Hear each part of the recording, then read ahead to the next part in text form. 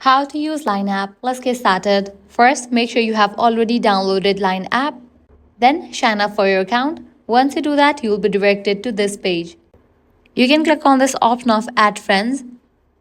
Then you can use invite link, QR code, or you can search for the person and add them. Navigate to this tab chats. From here you are able to chat. Click on the option of calls. From here you can use free voice or video calls. Group calls are also available for chatting with multiple friends simultaneously. Click on the settings icon.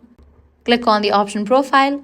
From here you can set up your profile, add a profile picture, edit your display name, likewise customize these options.